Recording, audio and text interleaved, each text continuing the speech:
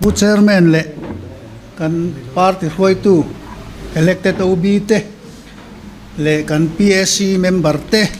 kan party hoi tu hoi mo tak te corporator te board chairman te le helai local com ai zol pon lama mi te abik takin long tlai lama tangin kan pui thiam pension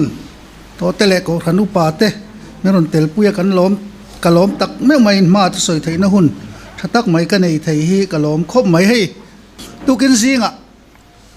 tlong lei an bo kai tur khu an zu ena jing dar nga le chan ve kan chuaka khu hu dang dai khop maya India rama ma saber turan tian ni khu tiang lei lon lei do kai asira rem fel savek ruya bo kai turan ya an hu phur khop maya eng lo la mate po khan kan zota ni kum la mate khan ka hu phur engineer lam ho chon a en pok en ngam lo ka hu phur khop mai ka hu phur puil tu kan ti de vek ani to chon nu kai le don ti ka ria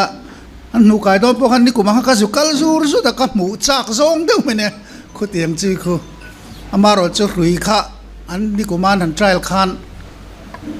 a rui kha lo in not hlau maya thir nen chu ta chona chat ta chen ta an ti som ngam lova ta khanin an puza vak maya an vai ti danin chuan coconut kha soke tur khan on kenga in engineer bakaran khoi an soke ang tia ka keni le tunge mo MLA po khom ve kha ka khetole politician in an soke chuan soye tam du ke mangan soke nge ti engineer bakakan soke pop maya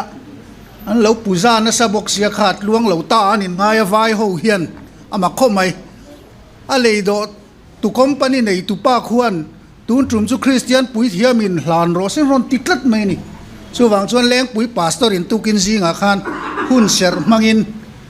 an hlana kan zukala a tol zula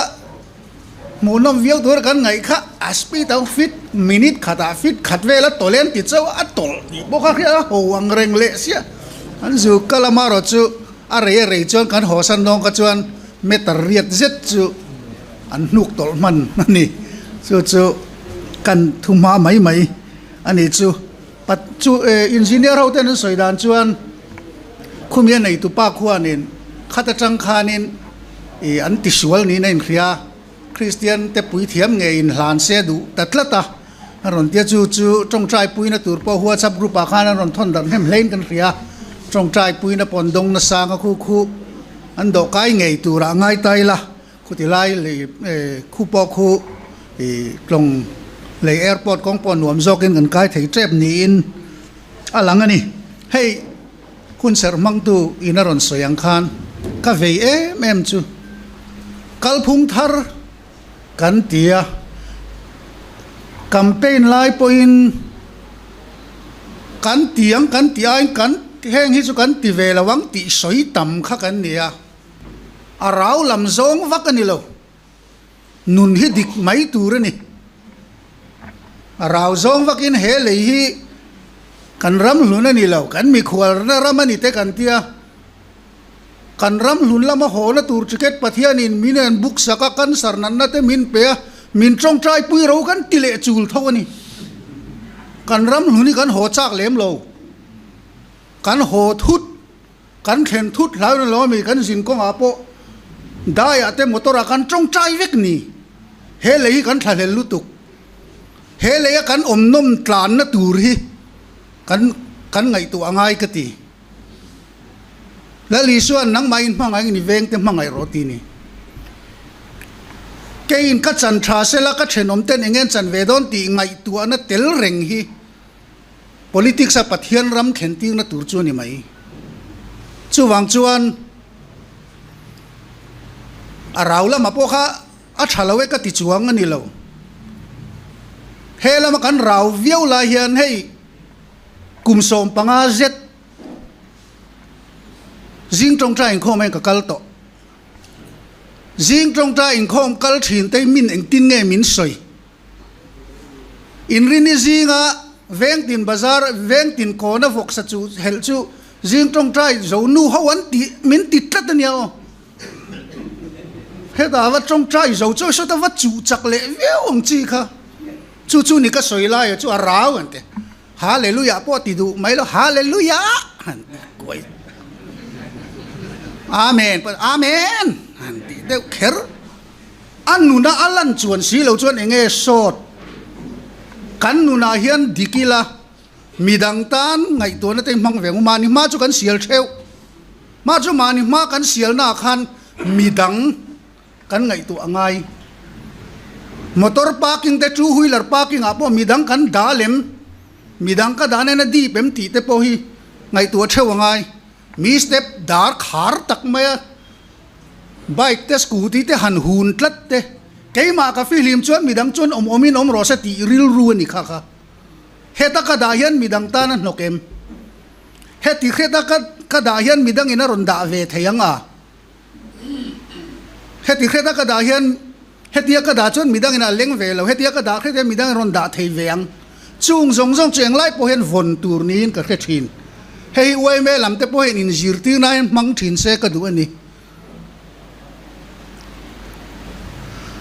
midang ngai tu atel tur chu ti chuan kan khotlang lo nu manga kan ram anu amang chu ZPM hi kal phung thar in zirti na sa kan ti velawang ti soi tam kan ni kan soi ang lawa kan ti ve vek don chuan kan tla chiang khopang chu chiang takin midang ti ve kha chuan in zirtir lo midang sarkar ve te kha chuan khat yang la man soi ngai lo an mani man sial ni pon mi puima batan nei lo keini chuan ti ve lo tur midang aya tha that tuma in zirtir mi puima in tiam kan ni wangin kan in soyanga kan om lo chuan pathian poi hi kan laka hian a thik thu a chebi kang tirin tur party dang ain chu wang chuan kan na thona porin om takin ZPM na chu thabik tur ani kan tiang khan kan contract tho po thabik takin kan thok tur ani hleb hi ala om tho keini chu hei kabiala mi sailulak unit president alo aoma handing te se hei ani hi khilai kan ti dan an khianga MLA fan kan man pon tu na triau kong an khuwa tanga triau kong ni kung furlaya mun min ping na sa kan nor tlang do na hleb nei tum su unit khan atlang na ngor ngai tu ro in khota na ni in balu lak chho na tur in khal na tur ni khata khan a hleb jok chu mi pui nan nei tur ni a vil tu khol vil tu unit roi tu khalai lo boi pui tu ta chu daily rate ai sang do te poi in siam veang amar chu unit in hleb nei lo tur kan ti ni chu tiang chuan thattakin an thok kan biala chuan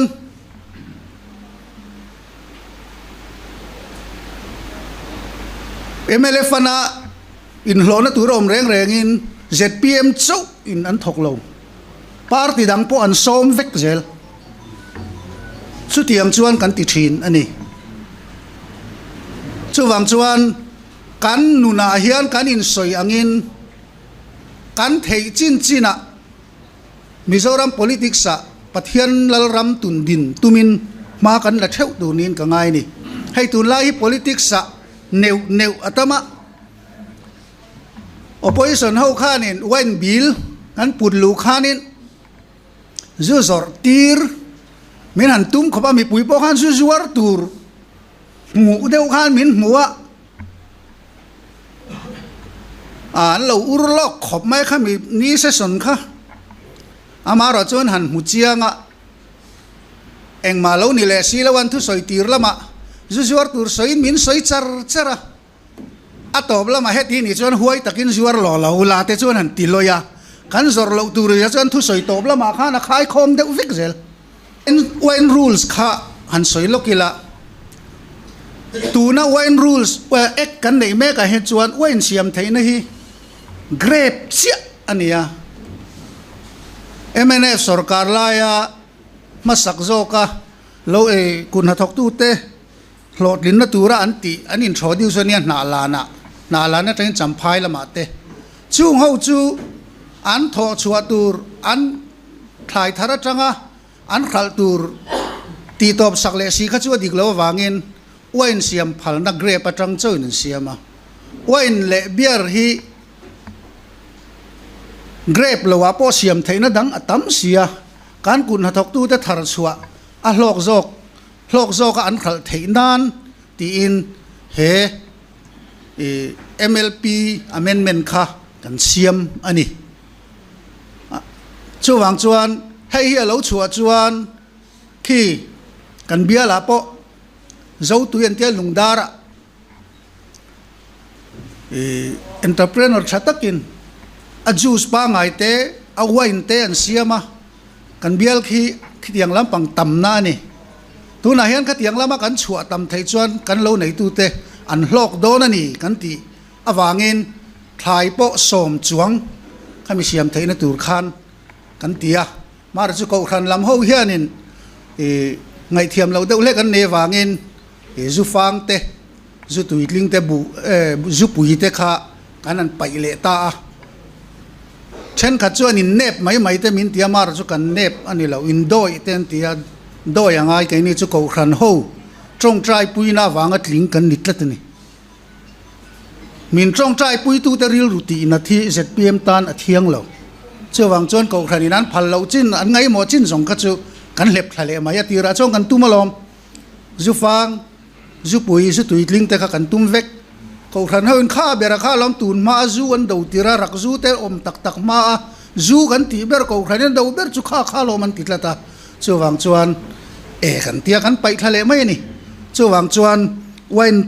when rules sung chang kha han hel te chiam tura om lem lova tun man kuanga kuma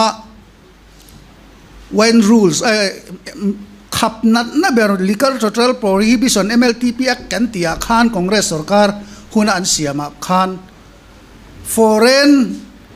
tourist local state ponami te mi kan mi khwalte le dam lo zu dam doi mang chi tan te mi tlem te zong tan exercise hoina an man exercise ne na chen an lei chuak theyang ti kha kan an kha congress sarkar la MLTP eka khan atel renga tu man ko khan pon tu man kan soi sel ngai lo khamiron lei thei kha chu mian tlem lu tu tual chung mi nan lei thei chuang reng lo helai an man ho kha voke tiluang ral mai lawat poisa siam sum chantir le theina ani boka wangin le ama zong poina oma tu man an soi sel lo awang khan kha kan ti le ta chu MNF lampang poina non soitam deu la ya kha ania MNF ina congress zor ti to pan tu ma zu politics an khel na lama man mo thak de win an pai rum khang khan lo pai tel pal amar cho ma congress sarkar lai om jong lai khan tu mai nan soi sel chuang lova tin tu nen kan tel le ko khan pon an soi sel talem lawan in khil fia chianga chief minister le excise minister ten an muwa anin khil fia chianga ni tak chu an ti maya chu tiang chu ania zu hi politics sa lakwak chi poni lo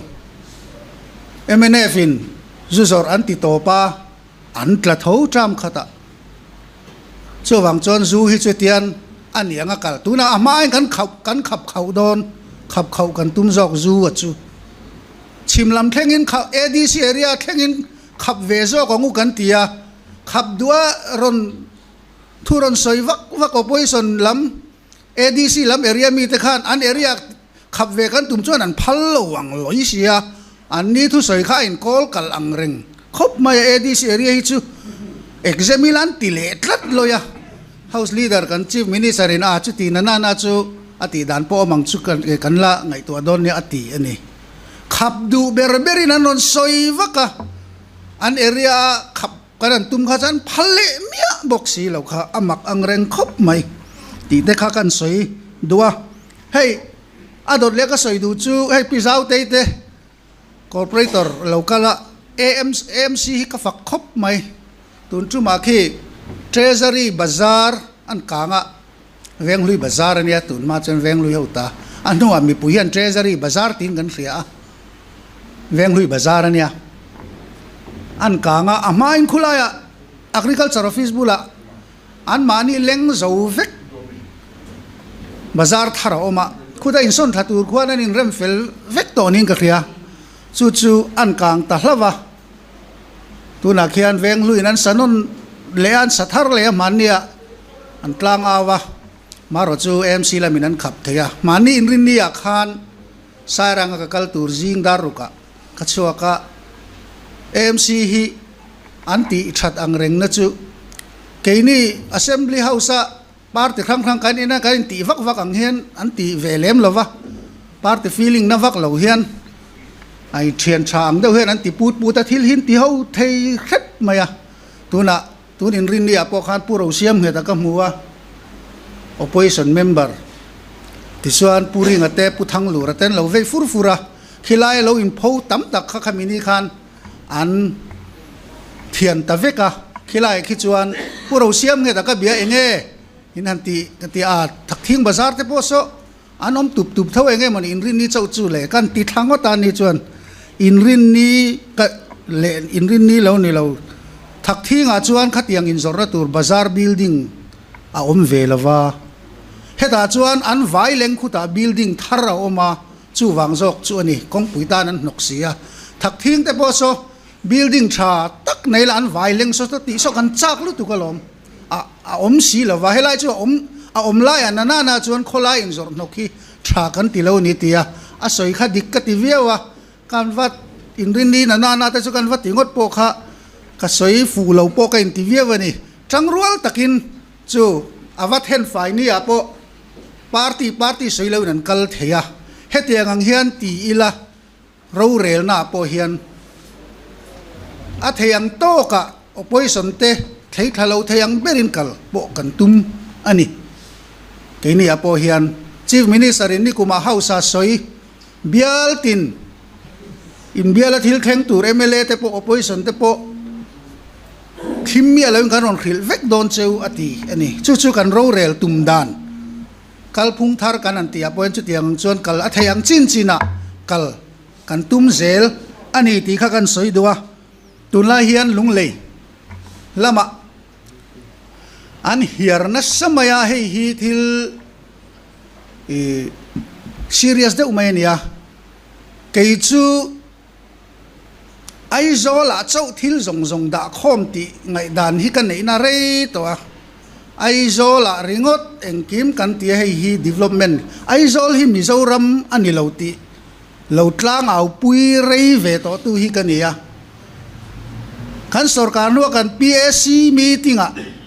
keima ngein ai zol le lung le in kar kong hi a che tur ani lo englai point a thakum tluan tur ani chu PSC hian pa sila sarkar khoi tu akan chief minister le PWD minister a hian i thenang u ti in karota member dang ten khu mi kan chak lak na lam sil char rot po khu angai telve tin an ron putlu bela ti chuan PSC in vareng tele lung le in kar hi eng lai poina thareng turan ni kan tia chan chu solam panglong tlai chu tuna chuan sai ha lam chu a tha mema NHIDCL in helama akong hlui lama serchip lama zau takin an lai to chu khrang chal ko na aron chuak chu changin tu chuan long tlai chu lung le tan dar kar nitlan ani mai to chu wang chang kha khalam pang kha kan va kep lo we ti na ni lovin helai bi ka hi ATL ro ta hi tha se ti du ZPM kan VM ma chu kan chief minister te kan PWD minister te pon an ve ani ti chuan estimate committee a hian PW chuanoma chairman ania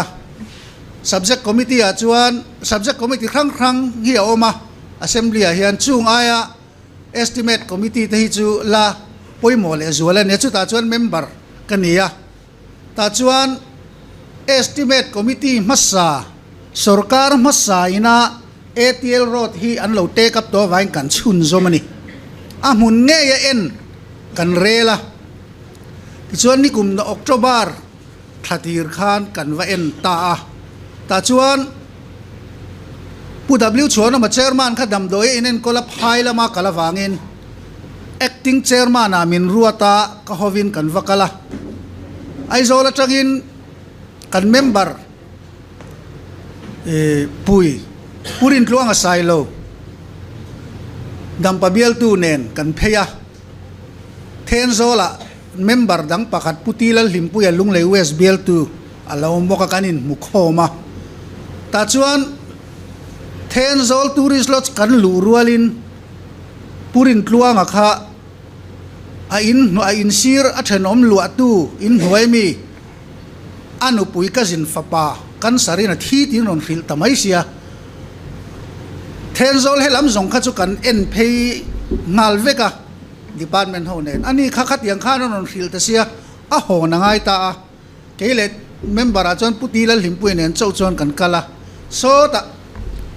puk pui thlen don sa zakham nuaya tuna an soi se lai ber PCC thalo lai so kan wat henga kalet sada puma lema lunglei lama hotlanga so lai so khir khop maya lunglei lam hi an thinarim thin le an vui thine om em mai ni kum mei kha khan lai district anin move clark sarkar na siam lei theilo boruwa ka khan party in EOB in pupisi wanal ruata minister le kei khakal turin wa zirchiang turin mintira chumi tum chuan ka motor keng lovin ti rual lo motor khande ken chuti in pupisi motora ka chuang maya kan phei duna then zola tangson kong kha lo thapei purpur deu maya pupisian hey tun tum chu lunglei kong po awat hata vemon le then zol pia lampo atia ngoro kan la thleng lo ni kha pupisi makdeu ni helai kong hi welcome to lunglei circle tie tanghen a chechan ngal ringot maya hey chu lunglei an vui hi om ve ni katia kan pheita katiang ngein welcome to lunglei circle le tang chi khan an che pheita ania lunglei ta ni chu ngai thiam ngai nei om lo ra ren chu wa chu lunglei mi puite thin urna an vui na hi a om ngoi ani chumi wang chuan ni kuma chief minister in departmental meeting atia department tina how to lokte dorpui multi purpose hola ko khom chumpo khan thu soina ka soi ani kha lunglei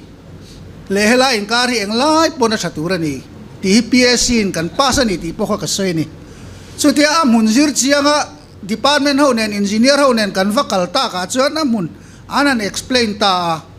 chuan kan hole huna kan meeting le kan an kota department kha an secretary hovin an commissioner hovin an lokala so lai so lunglei circle ti chin chi aso atir bera walbeng road kan ti lima a thok tu te khan an lo thok du da a foundation so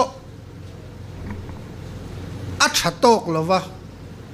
chuwang chuan hetia chunga reservation kan an ti le ringot hi chu a dai rei theilo a chele rang lu tu ka chuwang chuan du thu sama chuan hai kho feka a foundation atanga siam that le vek hi kan du dan berni antia a thalom kan timaya chu tiang chuan ke ni kha sumla ma thu nei tu kan ni lem lova ti chuan kan antia so sazakham nuai klong le puk puin kar block thua PCC che mem te so hei ang ti sia mem nge ti mem ma chiat le a kan tia a helai hi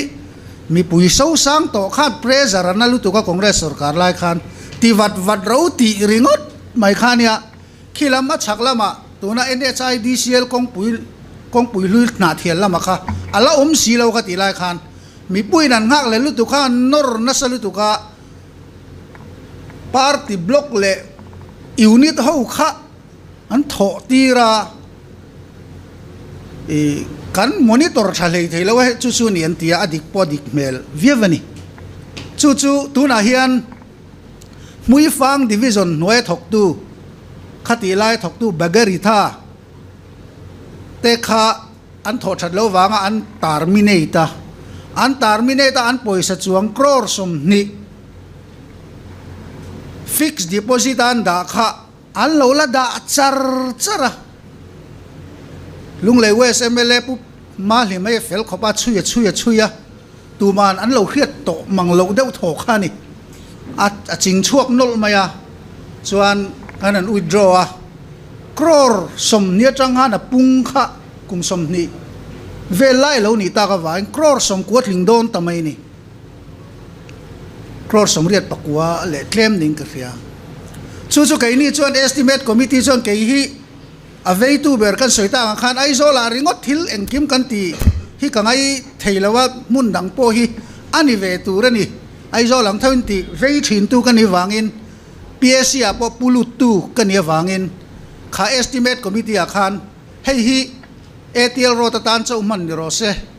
a lo chuan hi hetiang tho ni wangin hemian terminate na at poisa bang ani wang hian mun dang a man ni lo se ti kha kan pass ani estimate committee chu session lai ani lo wangin speaker ne na danang thlapin kan va submit a member 10 ding chungin assembly an tiang chia hian speaker ma hei chu tiang ka tiang hei hi kan on submitted ti kha chu assembly session anga a paper le submit anga ngai ani an ti ani chu eng po ni se kha avaya siam thanang kha chuan eng thamani loi si lawa boi thak deuh ta chu avaya siam that le vek nan chuan so ti lai then zol pia tanga lung lei thlenga ta chang crore som ko chu eng ti na thamma kha ani box si lawa chu wang chuan a che zual lai repair nan hian ni mai sen ti ta a chu ta tan chuan a tam lu tuk le thung ve boka siana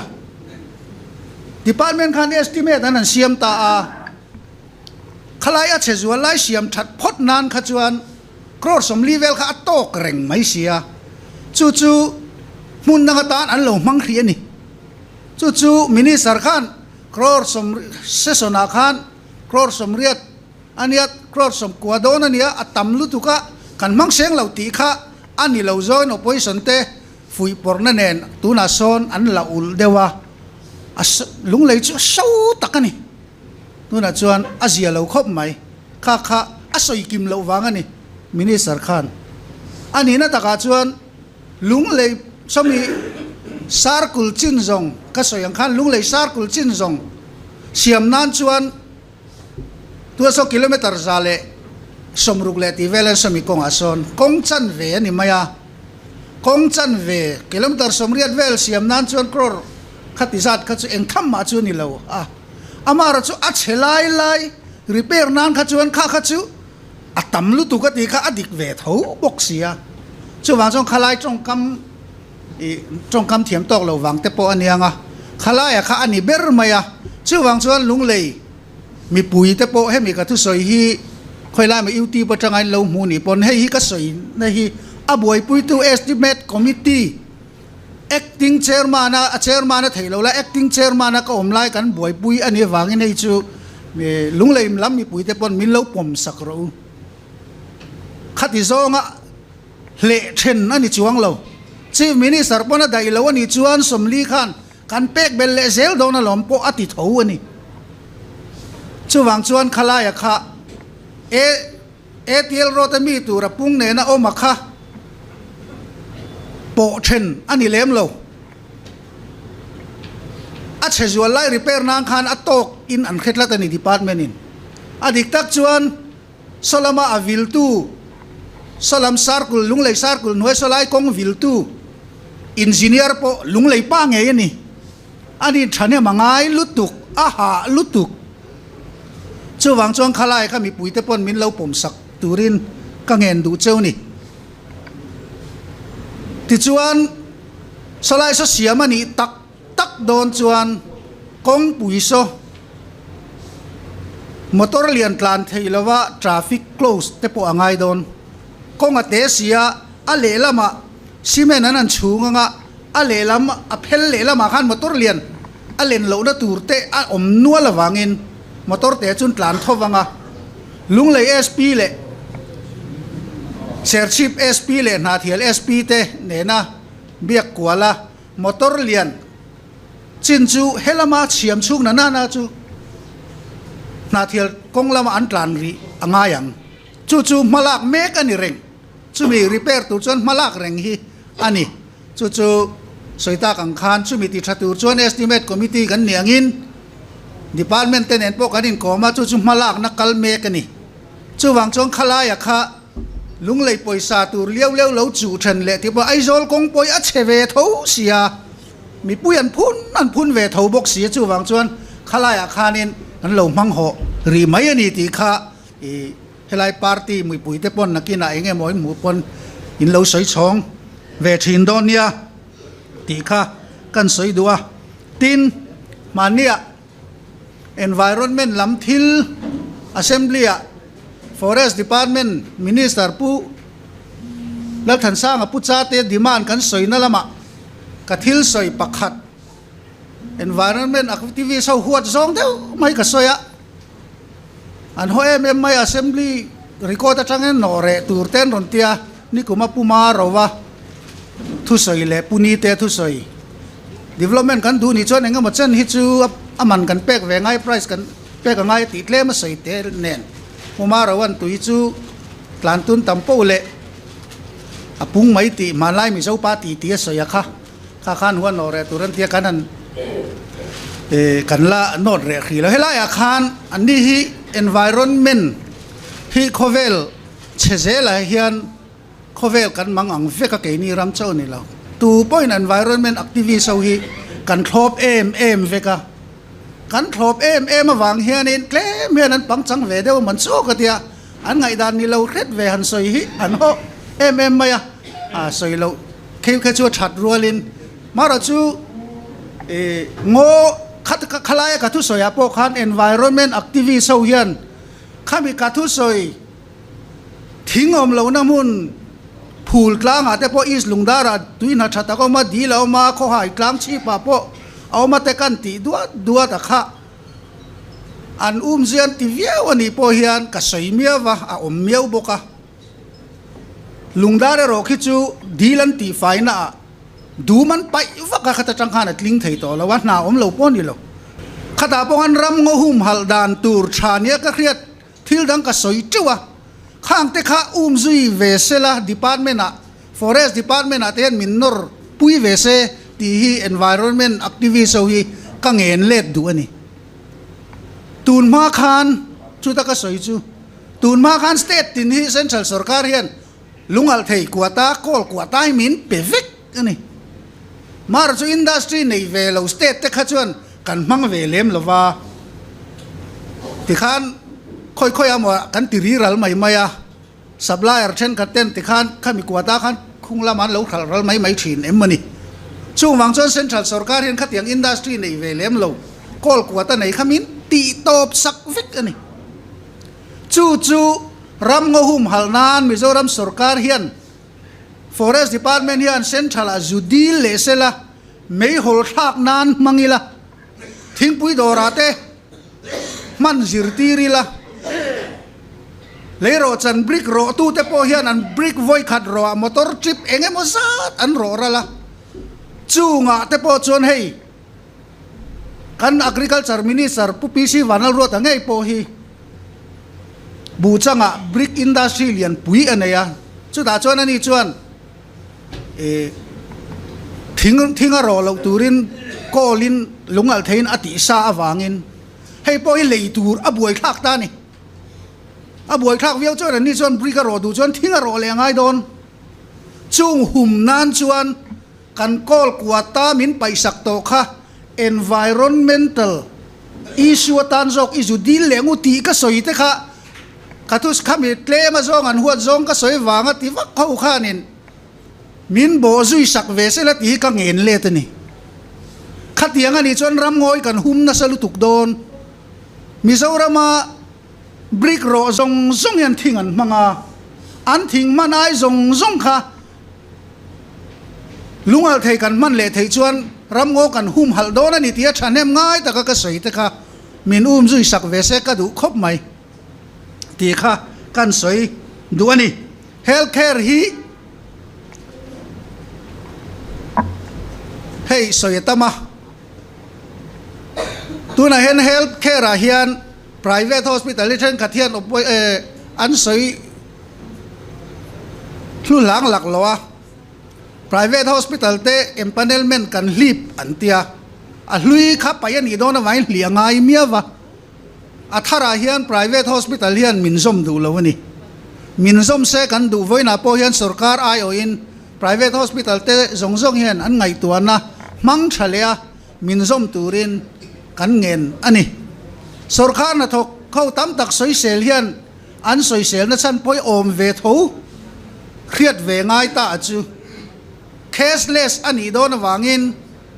private hospital in an ngam me ulawa sarkar ma sa te nan lo badral sak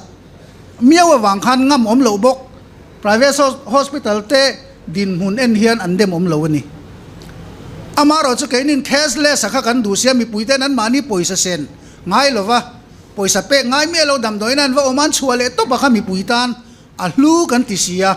chu han ti photi la kan tia chu da jon sarkar na thok chu ti ni jon dam do in mizoram om turtan chuan sarkar dam doina omalo ngai ta officer lian ve nuam sataka lo kho sa to ta khang kabine hospital kabin ten chan lo kha chuanin uata han om tur chuan na khreom deu veng ti churin thei maya amar chu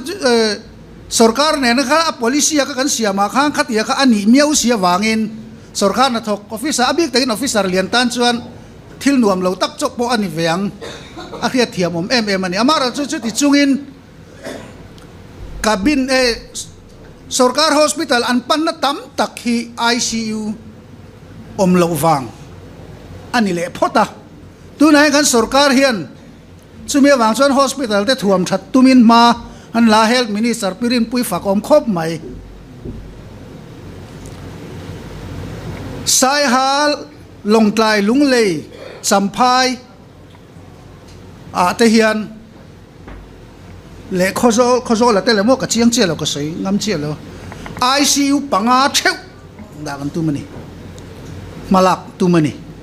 ZMC a ICU som pathum siambel tumin man laboka tu na hen pathum su siambel zoto ani ti chuan ZMC a son kabin ruak lua alo omrenga ngai sak lem lo khan tu na son ZMC a kabin som thum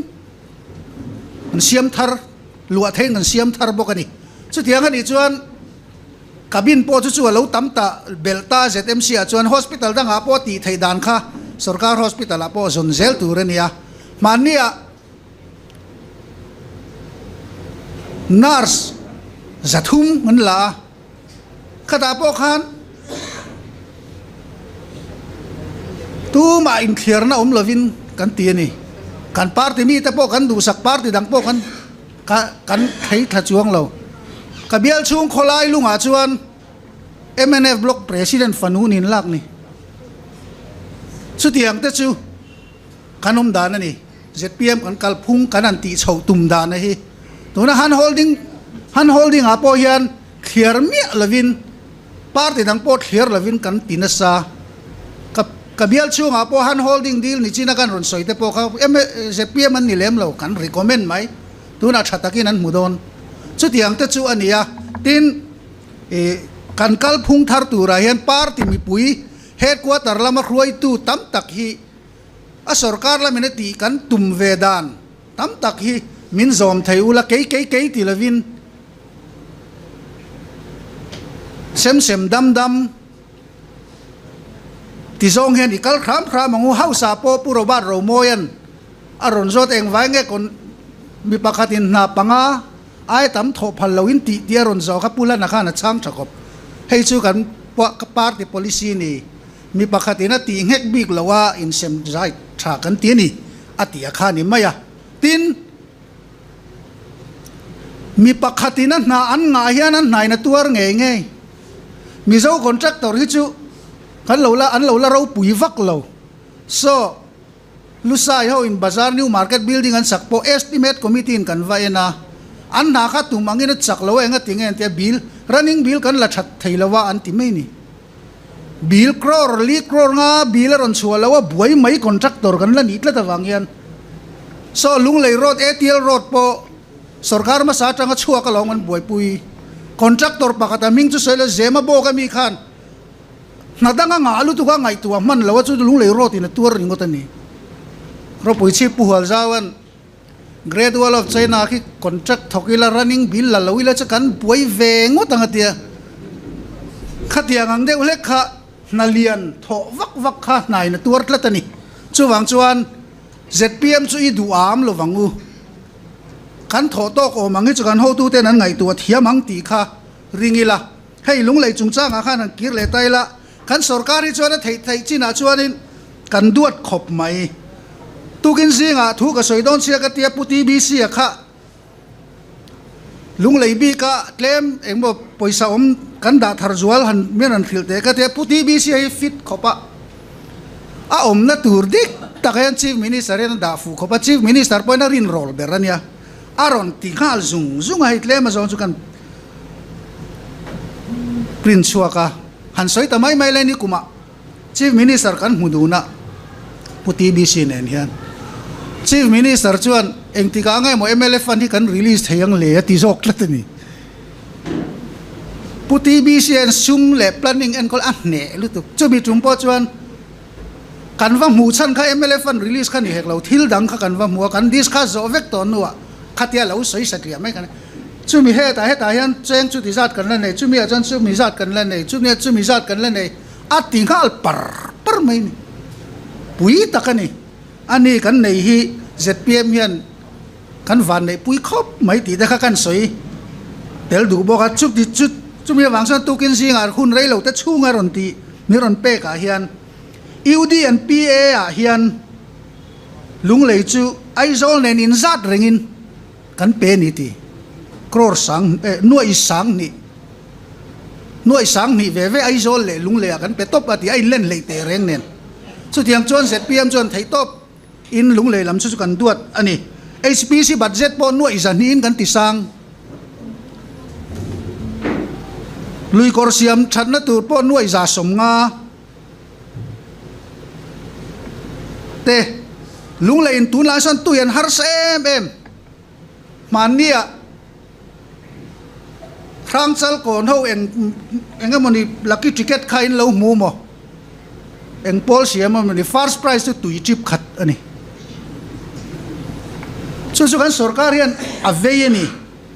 chumi etan chuan vaibel se somnga panga le points sari lunglei tan sangson bok working women mei chen na thok lai te in lua tur nei lo ho working hostel tur nuai sang khat zali pakoman peya ti chuan art and culture le joint director office le treasury office vertical extension turin nuai zani somsari paruk kan peboka DCSO le DMNR office sakna turin nuai sang khat zathum somli pakwa kan peboka power augmentation phase 1 a komzola nuai sat suang kan pebok aronti chu tiang chu ni lunglei hi kan duat viawani kan duat viaw cheu ni ti lunglei lam khan mi lo khre tewa ti kha kan soi du boka chu tiang chu ni wangin tun lai kan project a hianin lunglei lam hi chu kan ngai poimo khop maya achan chu lunglei district a tun ma khan constituency pasari ne to na thiel a indan to vai paru ania lunglei district ka sarkar na siam piang hian Mizoram sarkar na siam tlatani chakle ngai kan du wangin chumi tur chuan lunglei lam hi chu kan duat char don ti kha kan soitop ani chu wang chuan tunam kong chung chang a hian min lo ngai chang khram hula ti kha ka soi duwa tin tun lai hian refugee chung chang hi hel khop hian bo ruak oma helai hian thil pakhat soi ve mai ka du chu han sarkar lima tangin sarkar ma tangin WhatsApp group a tuna kan thang mai om hi chu a thalo male an du nan om ringot mai te chu ni lo male tia soi sel ve na sapol a ka tanga kan u nau te an nia heta an lo omanga an om na mun him lo eta om na chu tu po in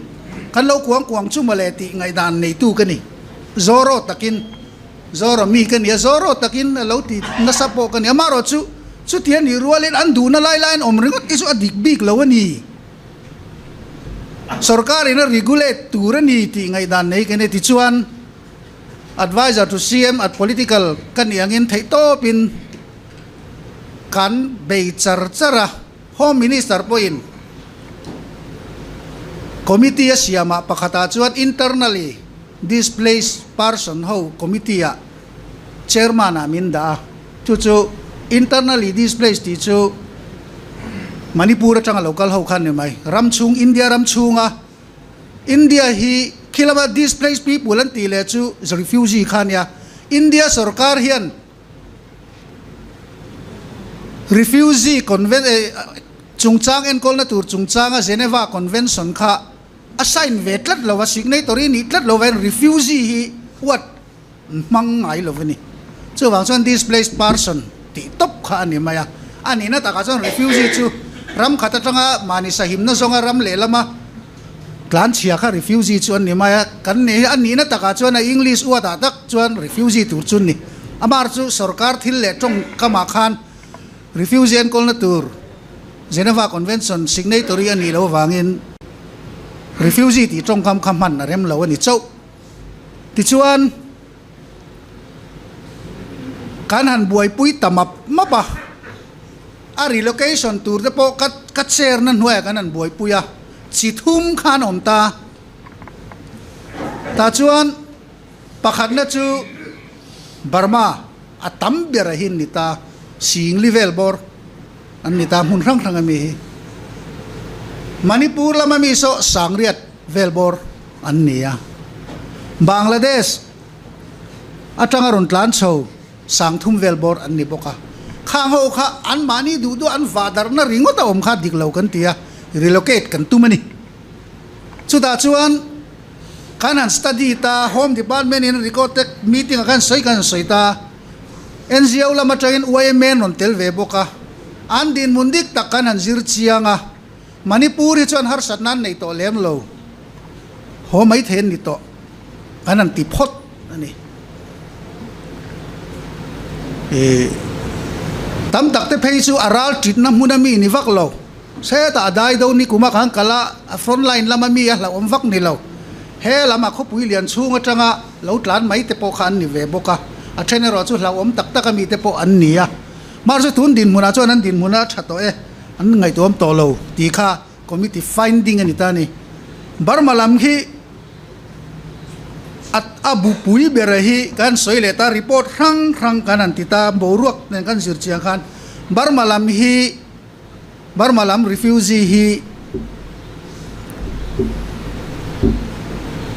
thataka regulate ngai an nia atam jok phei chu an om na huna an ho thei deuh duak to amaro chu ti mek lain an rampo ral muang chin om amaro chu in ka thut khan ron let le tlan chiat le te khangai ta thina han relocate do nila an om hun kha han siam rem do nila sipai sarkar ki tlom mai tur lumai tur mu yan an muwa an mani jok hi an phok le ka an kang lang hole mai thei din huna ding reng ni nanin ria chu wang chuan an om hun han son kwal hi tun din huna chuan arem ri lo kanan ti le phota Bangladesh lam hi chu hole an tum vak melin kan khelo ni chu wang chuan an om na atanga aron tlan chian na atanga tlang dung nai ber ui phum tlang dung CIDC kan tia so ta son om mai sela a thang an mani nampui te an ni hlom boka kan tia ti chuan an om na mun en turin kan kalta ni kum November thatop lam nin ka ria kan vakala parwa thlengin kan kala khotin kha in lo mi khwal them ti kan zota mi zo khwa kha ti kha kan zot kwal kan hole ta amai ro chu file kal phung te kha mi de kan report kan an submit ta report kha heta kan an review le ka office kan an report fail kan an siama higher authority high level committee son kwalvel dan tur relocation committee chau kha kan ne wangin athu nei tu kha kan ni silawa kanan submit ta higher level khana ngai tu le ngai ta an ngai tu chung vel nen son rum don chuan lawan nei na tu rangai tel tlata kum kha chung kan chom thei si lo kha chuanin lawan nei ve na tur mun ma omin in son tiran ngai ni hi kan ti tari hota ni ti chuan kumin kum top lama kan ti thei chuan an om na tur thar khuwa a khan char lui tlang in som thum vel kan lo mi khwal theye te dam de pin chu ti zat parwain om zong zong po ron da tharo poilo an ti boka khatiang te khan ania amaro chu son thu ti la an lo nei a buai vek an ei zon na tur kha kumin chung kan chom angai don tlat chu sarkari la clean si lawa ti son a ngain kan dar ngot ani ai zo lam te poi chu thau chu ani ta ni hela ma hian aron suklak tirin mi pui zong zong kan unau te ni te kan khongai kan leina ta an lo om ri ta ngaya kan neya kan nei tel tela an lo tam ve ta bong nen hun tina thilan zuan nen ngai mo nen hian a om chan ta tu nen bo ruak ri tak kan nei ni atira tang khan aron suklak tira tang khan keini kha lo sarkari lang chuan tun din munen dingila hetiang nul ichuni karing lo mumal taka enkol hi aniang sarkar en kan chom thei si lo chuan eizon na an da bangai tho sia chuwang chuanin buai khak tak mai ni refugee chu mi khring zong zong hian thil kan ti hian mizowa hi mizora man kan political tur kal phunga pokati ka soi du ber lai chu mi din muna hen va inda derve chinila chu ta chu mi din muna chan ding tai leng ti hi mi din mun anga hian in chan fowila ti chuan boruwa ki athir thiam thei viu ani mizoram buai khan ram buai khan shillong ate barmala mate manipur ate kan pem dar chum ve ania khati lai khongai taka min lo kwa tu te kha an ni ve bok ti te hi kan ri ruwa point khiat ve a thak khop in ka khia shillong ate po nok ti khop ni ve tho nam dang kara barma ho a po chu tiang tho chuan ni kan kho chak tlang dung ho an pem chho an tlan chen sa lu tu chu tiang din mun chu ne kan u nau te an ni sia chu ti mek line chen khatina ho zual an ti boruwa ki tun line at tlea ka soyang kan enge mo incidents lek omsela refugee an niang ti atang ri ka han chana ani len kha chen khatin an lo la por lo zel mai box sia helai hian trong kam te mitin ni film khur tlang ila tha len ka ria mania in rindia AMC na khulai tennis court vel in pho an norson vela po khan khulai khu khar chong nu ho le thingtlang atanga hemi aizol chevel lo nei ho ron in zuar an ni bera anin zorna china cho chudan an phalta lo kha chuan in norna dewa kong puite jingkara khana han dang ve don lek lek ani nu ho khan chup zo police te nen an clear theina khang te po WhatsApp group pakata chat refugee hovin buainan sian ti dai mai ni khatengang mai a khathil hi fin fia thata thatin thu to belgian dol lo hi thedar lo a thakhop mai kanu nau te an nia taima ka an tor chel lo chuan an ding chuak zo lo barma sarkar a chuan mani na kan pon poisan choi ania o chu wang chuan an dana kha khawa a in kha kang lo turin a veng that angai tlatani a fe hlani in kang sen choi mai ni sarkar chu tiang sarkar hnuai oman ni wang chuan an taf em mai ni chu da chuan sum dong tam tak ta na buai khak khop helai lokala po in zorna po khan an lo ni phatat tlat maya hei hi sarkar in uluk takin nimina po Home Minister nen kadin bia uluk deu taka hei hi aborua ki enchia na ngai ni ti kha kan mudana nia tun ma borua kang sang ni pathum borua kanga rik huk te po hi la om lek lek hian kan om ta ani tun hen we me hi central we me an fak om khop mai ni kum lama po enge mo lek drugs ni se a transporter minan tir ka mai asum dong lian po ni lo han mana khilam pang mian lo ni chuan vor loi ang chi kha we me hian central we me hian an mi man te an tia po khalam bo ruak chezel tur veng rilruin nam in pum khatna a chiat pal lawin na sat takin we me central we me ina a hup nazara hian tun thing kan la thleng chuti ni lo seng chuan sang ni pathum bo ruak ang kha tong thei reng hi kan ni chuwang chuan mitinin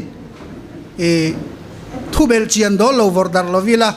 miron vordar na zong poya dikem ti te poi proof angu chuwang chuan ati vak ngai na om lo an rama buai miawa kan u nau te po ni lo sela an ron tla thla thowang Bangladesh apo sipai ru lania an buai em ma chak ma ho po dan ron nok ti khoban ron chho na chani engwange chitagong hil trak sa nuam tlat lo ani chu tiang sel chu ni Europa po ani khu Arab hon lut na salut duk to an mani rama om nan du ve ngoi ngoi an mani ram hausak na chen ven du ngoi ma san rama politics sa diklawa an indova an rama om khe om in oma mi rama an tlan tlat ani hei hi nam pui isu po ni levin humanitarian ground na changa thir pon hei hi fiat thiam na kan nei angai tak zet ani ti kha akasoi ta chau maya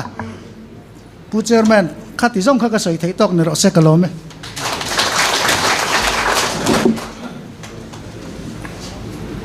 le pumuan puya kanoi viaw atina anoi lo le mai thu beng war khak tak tak kan ngai kha alom om le ni khan ti tu rom to ani chuan voina kan meeting chu